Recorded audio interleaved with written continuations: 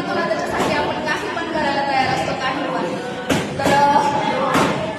पण करायला तयार असतो. तर त्यांच्यासाठी आम्ही काही पण करायला तयार होतो. म्हणजे अक्षरशः एकटे घेऊन फिरायचे किरणला कुठे पण, ॲम्ब्युलन्समध्ये, कोणत्या पण हॉस्पिटलला.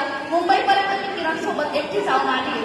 त्यावेळेस माझ्यासोबत कोणी नव्हतं. तर मला समाजाचा बिलकुल मी विचार नाही करत, कारण त्यावेळेस माझ्या सोबत समाज हा बिलकुल नव्हता. तर मी आता त्या लोकांचा विचार करू म्हणून मी प्रत्येक समाजाचा विचार केला नाही.